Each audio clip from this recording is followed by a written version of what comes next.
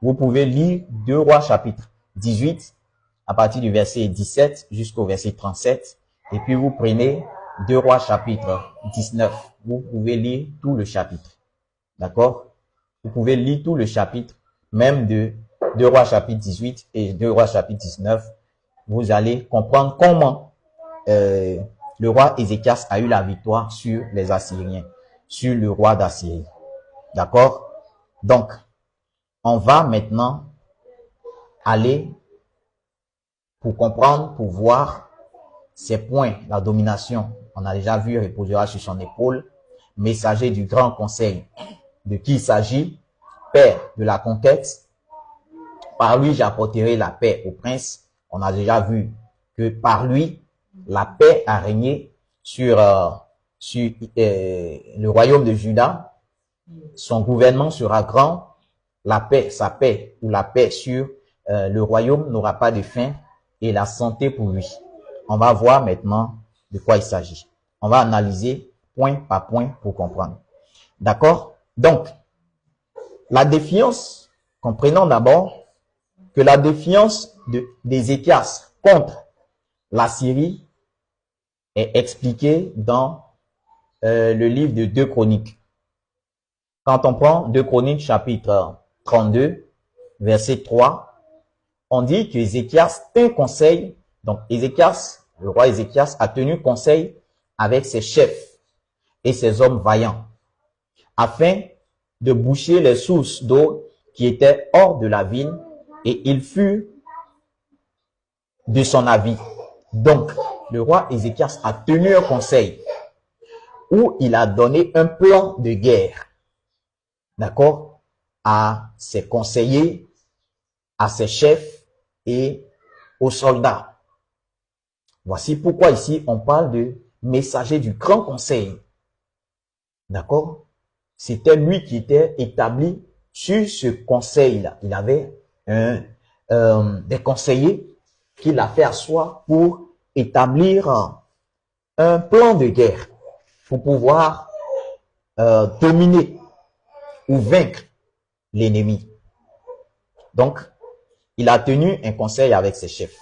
D'accord? C'est pourquoi on parle de messager du grand conseil. Voici un point. Donc, si vous lisez 2 Chroniques 31, à partir du verset 1 à 6, vous allez voir, vous allez comprendre que Ézéchias a ramené la paix dans le royaume grâce à son plan de guerre, d'accord, avec ses conseillers et tout, et son armée. Prenons 2 Chroniques chapitre 31, verset 8. On dit Ézéchias et le chef vinrent voir l'état et il bénit l'Éternel et son peuple d'Israël.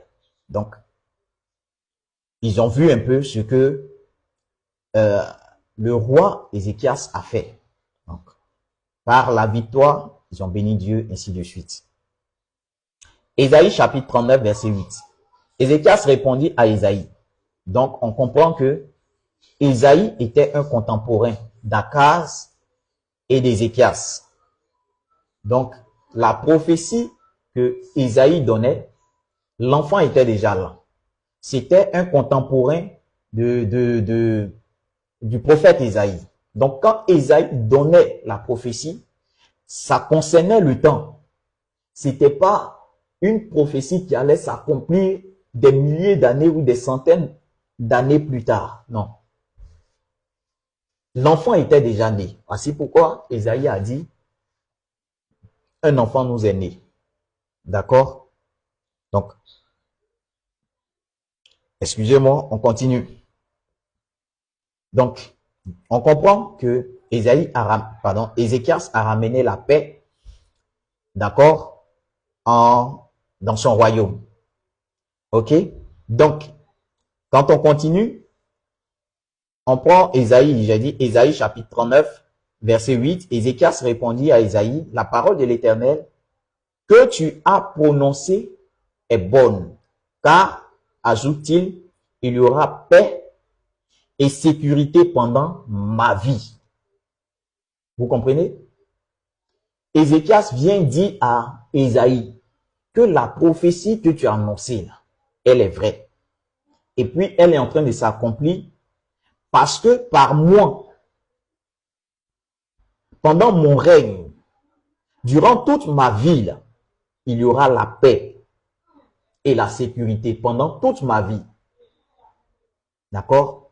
Voici pourquoi on dit la paix n'aura pas de fin. Donc, durant tout le règne, toute la vie du roi Ézéchias, la paix allait régner sur le royaume. Le royaume allait être en paix.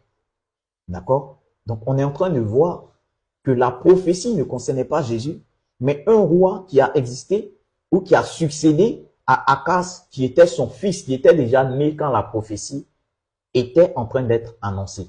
Donc, Ésaïe chapitre 9, verset 5 ne parle pas de Jésus. Ici, là, c'est une supercherie. C'est-à-dire, ils ont modifié le verset ou les passages en mettant un Père éternel, Dieu puissant, Prince de la paix. Pourquoi on pense que c'est Dieu?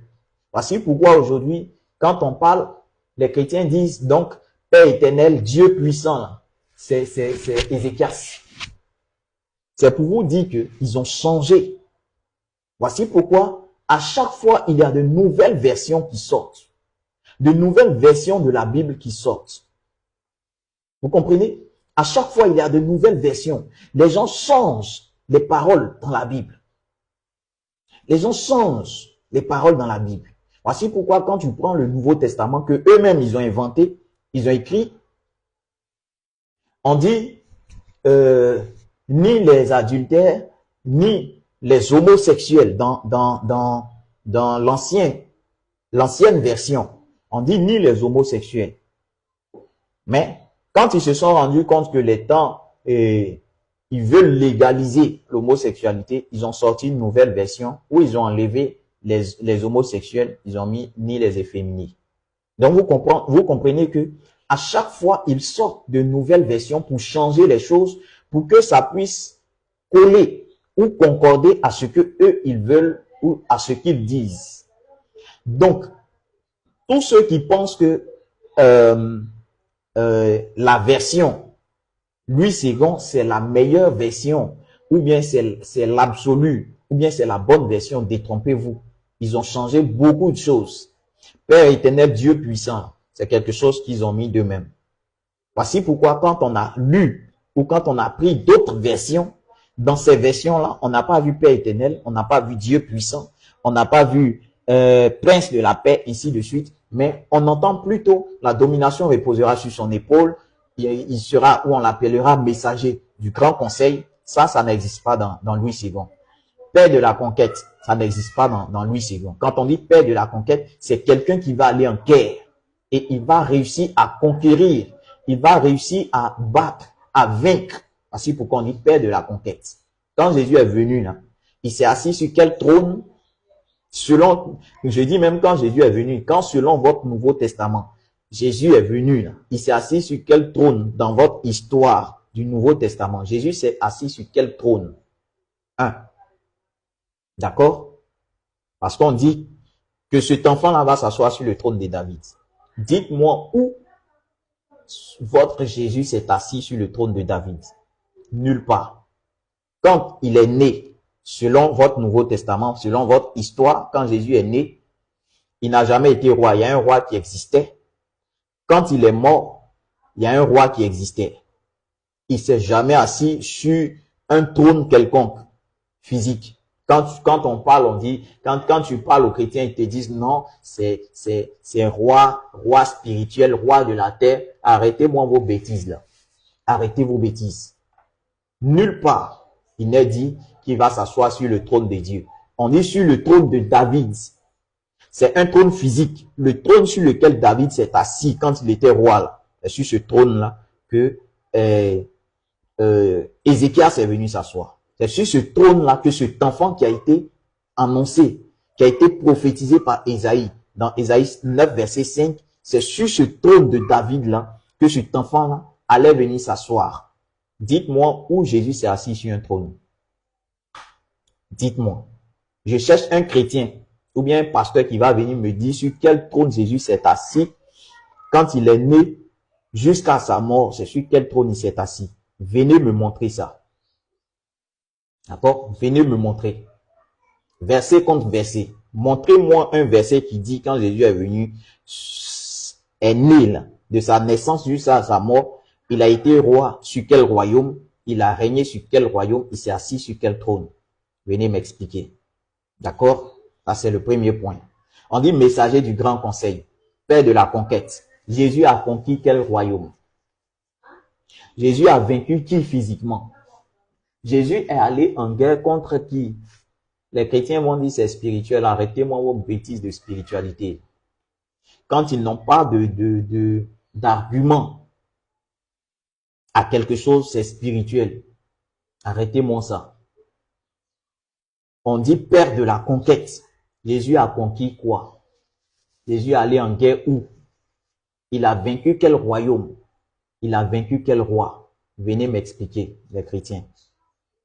Quand tu parles, les chrétiens ne cherchent pas à écouter. Moi, je suis quelqu'un, quand j'entends quelque chose, avant de donner mon jugement ou avant de critiquer, j'écoute dans sa totalité avant de critiquer. Mais tu n'écoutes pas. Non, tu veux détourner les chrétiens, tu veux faire perdre la foi aux gens. Monsieur, je t'ai pas demandé, ou madame, je t'ai pas demandé de m'écouter pour perdre la foi. D'accord? Et si tu es dans la vérité, tu vas écouter tout ce que tu veux. Si tu es dans la vérité, là, tu vas écouter tout ce que tu veux. Et puis ta foi ne va pas s'ébranler. Je pense que c'est votre Jésus là même qui a dit que lui là, il ne perd aucun de ses brebis. Aucune, pardon, de ses brebis. Donc, si vous êtes vraiment de vrais chrétiens, que votre Dieu Jésus dit que lui, il ne perd aucune de ses brebis, vous allez écouter tout ce que vous voulez, mais vous n'allez pas vous perdre. D'accord? Donc, arrêtez-moi vos histoires. Arrêtez-moi ça. Et comme je dis, aucun pasteur ne sera capable de me donner des versets pour démontrer tout ça. D'accord? Aucun pasteur. Je mets au défi tout pasteur. Publiez dans tous les groupes, ou bien ceux, les chrétiens qui vont suivre cette vidéo, ce direct. Envoyez la vidéo à vos pasteurs, à vos bishops. Et puis dites-leur que il y a un petit là qui dit qu'il vous défie, venez démontrer ce qu'il est en train de dire, venez lui démontrer le contraire. Il y a quelqu'un qui dit je cherche visibilité. Oui, oui, je vais chercher visibilité. Je vais chercher visibilité. Envoyez vos pasteurs et puis on va discuter. S'ils ont réussi à me convaincre, je redeviens chrétien. D'accord? S'ils ont réussi à me convaincre pour me dire que Ésaïe chapitre 9 verset 5 parle de Jésus, Ésaïe 7 verset 14 parle de Jésus, Ésaïe 53 parle de Jésus, tous ces versets-là parlent de Jésus. Je vous promets que je deviens chrétien. Je redeviens chrétien. Je vous promets. D'accord? Donc, pour ceux qui veulent me ramener dans le christianisme, s'il vous plaît, envoyez-moi vos pasteurs. On va échanger, on va discuter. D'accord? C'est pas injure. Et comme j'ai dit, moi, ce que j'ai reçu, c'est ce que je partage. T'es pas obligé de m'écouter. Si tu m'écoutes que ça te choque, désabonne-toi ou bien bloque-moi. Comme ça, tu ne verras plus mes publications. D'accord? Donc, je continue. Donc, on a parlé de messager du grand conseil, père de la conquête, où Jésus est allé en conquête, là. Venez me donner les versets. Ne me parlez pas de spiritualité, c'est spirituel, là. Ne me parlez pas de ça. Verset contre verset. D'accord? On dit par lui, j'apporterai la paix au prince. Où les gens ont eu la paix quand Jésus est venu, là. Vous allez venir m'expliquer. Verset contre verset. D'accord? Donc, j'ai déjà donné le verset où, par Ézéchias, la paix a régné sur le royaume de Juda. D'accord? Donc, on continue. D'accord? On va prendre... donc, on a vu que Ésaïe chapitre 9 verset 8, on dit Ézéchias répondit à Ésaïe, la parole de l'Éternel que tu as prononcée, donc ce que Isaïe avait annoncé est bonne. Avait dit quoi? Elle a été accomplie. Ajouta-t-il, il y aura paix et sécurité pendant ma vie. D'accord? Pendant ma vie, il y aura paix et sécurité. C'est Ézéchias qui a dit. Ok? Il y aura paix et sécurité. Selon le Nouveau Testament, quand pendant le vivant, je dis bien, selon votre Nouveau Testament, pendant le vivant de Jésus, il y a Rome qui dominait sur Israël. D'accord? Il y a Rome qui dominait sur Israël. Donc, venez me dire, pendant son règne, il y a eu quelle paix? Il a dominé sur qui? Il a vaincu qui? Venez m'expliquer. Ok? Donc, Ézéchias a dit que pendant toute sa vie, il allait avoir paix et sécurité sur le royaume. Je continue. 2 Chroniques chapitre 32 verset 23. Beaucoup de gens apportèrent dans Jérusalem des offrandes à l'Éternel et de riches présents à Ézéchias, roi de Juda, qui depuis l'an fut élevé aux yeux de toutes les nations. Vous comprenez? Donc Ézéchias a dominé. On dit il fut élevé aux yeux de toutes les nations. C'est pourquoi on dit la domination reposera sur son épaule. C'est de ça qu'il est question. Quand Jésus est venu là, la domination a reposé sur son épaule où? Il a dominé sur qui? Venez m'expliquer. On dit Ézéchias fut élevé aux yeux de toutes les nations. D'accord? Donc, son gouvernement était grand. La domination a reposé sur son épaule. Il était le père de la conquête parce qu'il a vaincu l'Assyrien, le roi d'Assyrie, qui dominait sur ceux qui étaient les royaumes aux alentours. Voici pourquoi ils ont dominé sur le royaume de Syrie, ils ont dominé sur le royaume du nord, qui était Israël. Ils ont pu dominer jusqu'à les emmener en captivité. Mais ils n'ont pas pu au règne d'Ézéchias, parce que Dieu a élevé Ézéchias. Ézéchias a dominé sur le roi d'Assyrie. Il a vaincu. Et on dit il a été élevé sur toutes les nations aux alentours. D'accord? On continue. Vous pouvez lire aussi 2 Chroniques 32, verset 24, Ésaïe 38, verset 1 à 10. Vous allez mieux comprendre. D'accord? Maintenant, on va prendre le dernier point. On dit que Dieu va apporter la santé pour lui. C'est-à-dire, Dieu va lui accorder la santé. Quand Jésus est venu, selon votre Nouveau Testament, quand Jésus est venu, il est tombé malade un jour? Jamais. D'accord? Quand Jésus, selon votre Nouveau Testament, a existé dans votre histoire de Jésus, il n'est jamais tombé malade. Pourtant, ici, la prophétie dit, il va lui apporter la santé. Ça veut dire que la personne annoncée par Ésaïe, dans Ésaïe 9, verset 5, allait tomber malade. Et Dieu allait lui donner la santé. D'accord?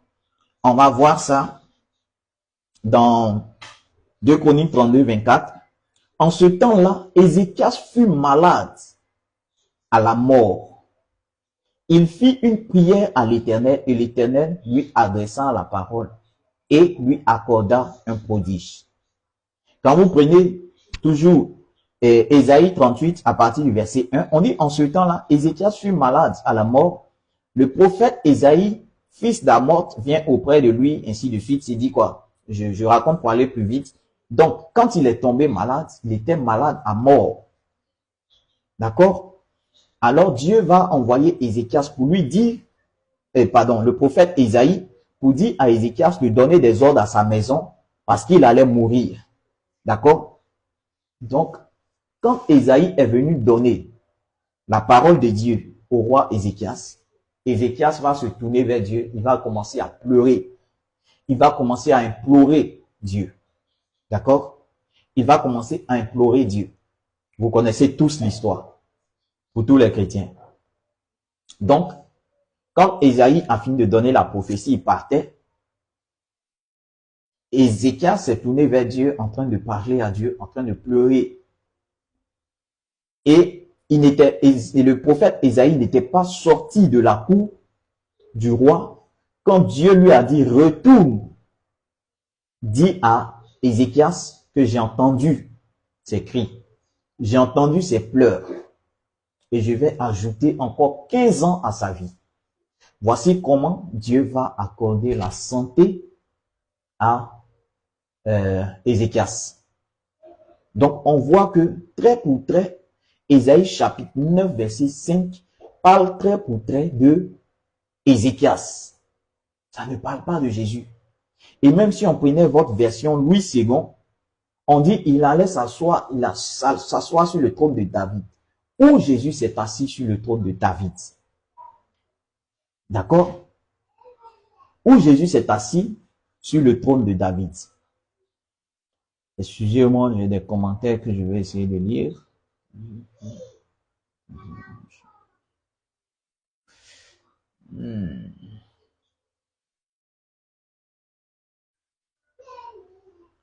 D'accord?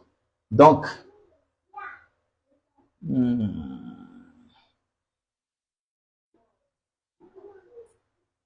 ok.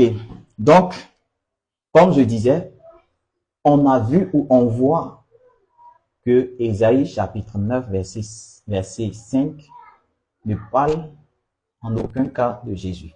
Mais ça parlait plutôt du roi Ézéchias qui a succédé à son père Akaz. Parce que durant le vivant d'Akaz, du roi Akaz, c'est là qu'Ésaïe a donné la prophétie. Il a dit, un enfant nous est né. C'est dit, Akaz avait déjà eu cet enfant-là. L'enfant était déjà né. Et plus tard, la domination reposera sur son épaule. Après le père, le fils allait dominer. Après le père, le fils allait régner. D'accord? Donc, voici un peu de quoi parle Ésaïe chapitre 9. Donc, pour le frère ou le prophète qui a donné le passage pour dire que Ésaïe 9, verset 5, parle comment dirais-je, Jésus, on vient de voir, de démontrer, pour ne pas être trop long, il y a plusieurs versets en arrière que je peux donner, mais pour ne pas être long, voici, démontré par des versets qu'il ne s'agit pas de Jésus.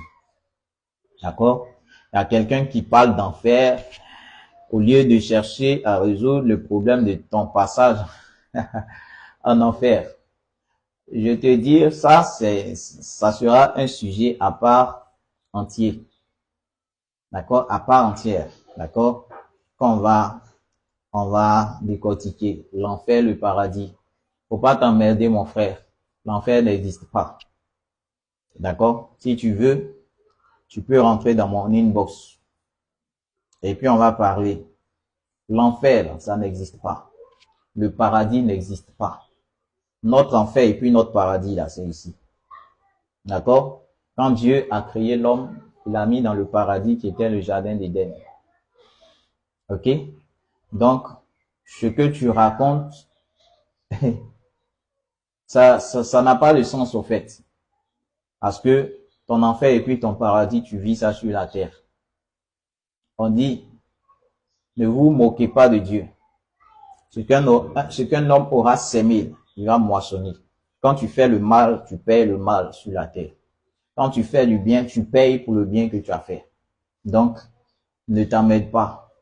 Cherchez premièrement le royaume des cieux et sa justice et toutes choses vous seront données. Ce sont les blancs qui vous ont envoyé ça pour vous dire, ne vous occupez pas des richesses de la terre. Occupez-vous des richesses célestes. Il n'y a pas de richesse céleste.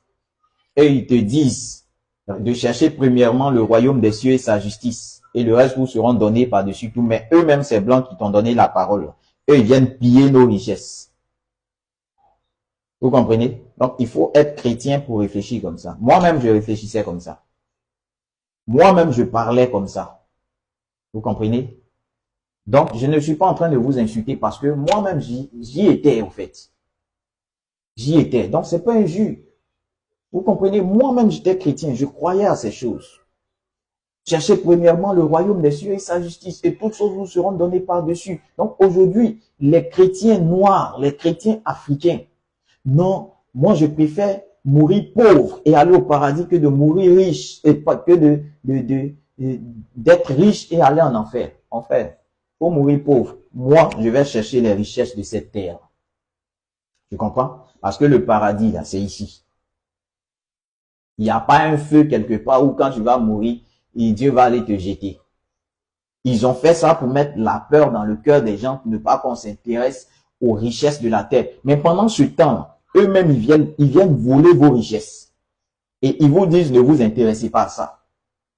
Vous comprenez un peu? Donc, ouvrez votre esprit chrétien. D'accord? Ouvrez votre esprit. Ouvrez votre esprit. Il y a quelqu'un qui dit, parle-nous du Saint-Esprit, parce que certaines personnes disent que nous ne comprenons pas parce qu'on n'a pas le Saint-Esprit. Bon, ça, c'est pas le sujet d'aujourd'hui, mais on en parlera plus tard. D'accord? On en parlera plus tard. Donc, je suis en train de vous dire que pour répondre aux frères qui parlent d'enfer, il n'y a pas un feu qui existe quelque part où Dieu va aller nous jeter. D'accord? Dieu n'a pas créé l'homme pour aller le jeter dans le feu. Tu peux pas mettre un enfant au monde, quelle que soit la méchanceté, quel que soit le comportement de ton enfant, tu vas aller le jeter dans le feu ou bien tu vas aller le tuer. C'est que Dieu est méchant. C'est que Dieu est méchant. Donc Dieu n'a pas créé l'homme pour aller le jeter dans le feu. D'accord? Il n'y a pas un feu quelque part où Dieu va aller jeter l'homme. Il n'y a pas un lieu au ciel. Quand ça me fait rire. Quand tu vas lire le Nouveau Testament, on dit au ciel, il y aura le sol, c'est-à-dire le sol sur lequel on va marcher là, ça sera de l'or transparent. Mais réfléchissez quand même, de l'or transparent. Si tu n'es pas, il faut être chrétien pour croire à ces genres de choses-là. Il faut être chrétien pour croire à ces genres de choses-là. Au ciel, on va marcher sur de l'or transparent. Ça me fait rire. Faut être chrétien pour croire à ça. Moi-même, je croyais à ça. Je suis venu vous interpeller pour dire que les Blancs nous ont menti. Revenez à Dieu. D'accord? Revenons à Dieu. Revenons à Dieu. Il n'existe pas un lieu, que ce soit au ciel ou bien sur la terre, où Dieu va jeter quelqu'un parce qu'il a fait mauvais et puis le feu va le brûler. On dit dans un feu éternel, tu vas jamais mourir, mais le feu va toujours te brûler. Ils ont fait ça pour mettre la peur dans notre cœur. Parce qu'ils savent que le noir aime Dieu. Donc si tu viens dire ça là, il va prendre peur, abandonner tout ce qui est autour de lui pour se concentrer. Voici pourquoi l'Africain est le plus religieux. L'Africain est le plus religieux. Parce qu'ils nous ont envoyé le Nouveau Testament pour mettre la peur dans notre cœur. Dites-moi, c'est où dans l'Ancien Testament Dieu a dit quelque chose comme ça pour faire tellement peur. Dieu n'est pas un terroriste pour terroriser l'homme quand même. Terroriser l'homme au point où, c'est dit, quand tu es couché même et puis tu réfléchis, tu vois le feu comme ça, et il dit, je sais pas. Dieu n'est pas aussi méchant que ça quand même. Donc pour répondre à mon frère, l'enfer n'existe pas. Il n'y a pas un lieu où ils vont te jeter, tu vas brûler. Pour conclure, Ésaïe chapitre 9 verset 5 ne parle pas de Jésus. Ésaïe 9 verset 5, j'ai donné plusieurs versions. Allez lire et puis vous mettez toutes ces versions ensemble, vous allez mieux comprendre. Parce qu'ils prennent une version, ils mettent un peu, ils prennent une autre version, ils mettent un peu, ils changent d'autres choses, ainsi de suite.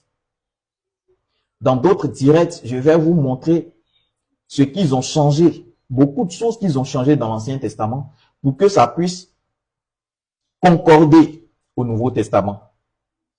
Parce que l'Ancien Testament, où la loi a existé en Afrique, Dieu a donné la loi au peuple d'Israël. Et le peuple d'Israël, ce sont les Noirs. Le vrai peuple d'Israël, ce sont les Noirs. Ça, c'est quelque chose qu'on va rentrer en détail plus tard, quand on va parler même du peuple d'Israël et Noirs et la terre d'Israël en Afrique. Vous pensez que c'est pour moi un plaisir, soit de venir vous choquer ou bien casser votre foi. Ce que je dis là, c'est dangereux pour moi-même. Parce que aujourd'hui, quand tu dis la vérité, les gens ne t'aiment pas, ils cherchent à te faire du mal. Vous comprenez? Donc moi-même qui suis en train de dire ça, là, ma vie est en danger. Donc ne pensez pas que je cherche la cote ou bien je cherche la visibilité pour venir parler de ça. Si je voulais visibilité, j'allais parler d'autres choses ou bien j'allais faire d'autres choses. Vous comprenez? Je joue au piano, je chante. J'allais prendre mon piano, mettre devant ma caméra, chanter et puis jouer pour chercher de la visibilité. C'est pas ça là j'allais venir dire. Parce que ce que je suis en train de dire là, voici déjà les quelques 2, 3 chrétiens qui écoutent, ils m'insultent déjà. Imaginez un instant que je développe le thème, la terre d'Israël est en Afrique. Je développe le thème, le vrai peuple d'Israël est noir. Et puis ça rentre dans l'oreille des Blancs. Ils vont chercher à m'éliminer. Aujourd'hui, le Kémite, Omotunde, parce qu'il a sorti des vérités, ils l'ont éliminé. Vous comprenez? Donc la vérité là, ça blesse. La vérité là, ça fait mal. Mais moi, ce que je peux vous dire, vous conseiller, ne prenez pas ce que je dis sans réfléchir. Prenez votre Bible, les versets que je vous donne, asseyez-vous, lisez. Et puis analysez ce que je dis. Vous tirez une conclusion. Mais sans réfléchir les chrétiens. Parce qu'on dit de croire sans avoir vu. Tout ce que le pasteur dit, tout ce que le prophète dit, c'est Amen, c'est la vérité. La Bible, c'est la parole de Dieu. La Bible, c'est l'absolu. La Bible n'a jamais été la parole de Dieu. Elle ne sera jamais la parole de Dieu. D'accord? Ça va te faire mal. Insultez-moi. Mais comme je dis, si moi j'ai vu dans ton commentaire que tu m'as insulté, je ne vais pas te rater. D'accord? Non, je vais répondre. Je vais répondre. Parce que je ne suis plus dans cette histoire de Jésus. Si on te frappe, je répète toujours. On te frappe sur la joue droite, tant la joue gauche. Je suis plus dedans. D'accord? Je suis plus dedans. Je suis en train de parler, je n'ai insulté personne. Si ce que je dis, tu n'es pas d'accord ou ça ne te plaît pas, tu te désabonnes. Ou tu me bloques pour ne plus voir mes publications. Mais si tu es venu sous mon post pour m'insulter, je vais faire une vidéo pour te répondre. Sois-en sûr. C'est toi-même qui vas me donner la visibilité. D'accord? Parce que d'injure en injure, les gens vont me connaître. Ça, c'est sûr. Donc, si tu ne veux pas qu'on me connaisse et tu ne veux pas que j'ai de visibilité, ne réponds pas à mes publications ou mes posts. Tu restes dans ton coin, tu te désabonnes. Comme ça, tu ne vois rien de moi. OK? Donc, voici un peu ce que j'avais voulu dire. Samedi prochain, on va parler de, comme le frère a dit, parler du Saint-Esprit. De Actes, chapitre 3, où il est dit qu'à la chambre haute, le Saint-Esprit est descendu, et puis on va parler d'autres choses.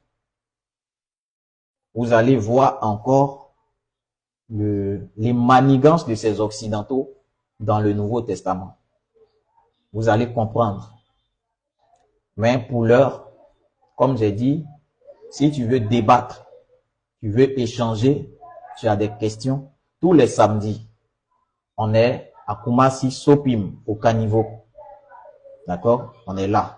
Tu peux venir poser tes questions. Et tu veux faire un débat biblique, tu peux venir. D'accord?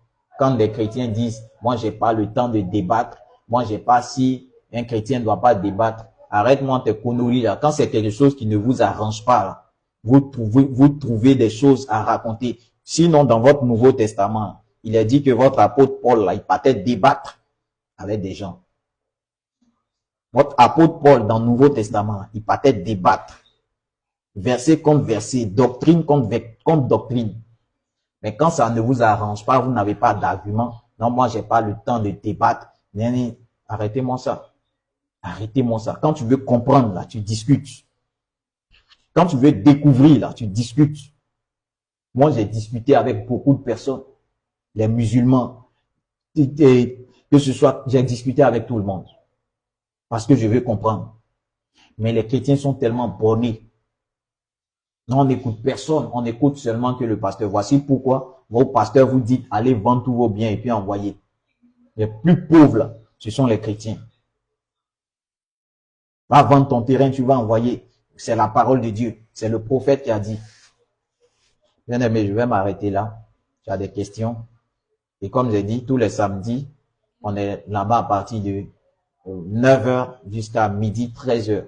Tu veux débattre, tu as des questions, tu peux venir pour qu'on échange. Sur ce, que Dieu vous bénisse et que la paix de Dieu soit sur vous. On sera à samedi prochain à 18h30. Que la grâce et la paix de Dieu soient sur vous.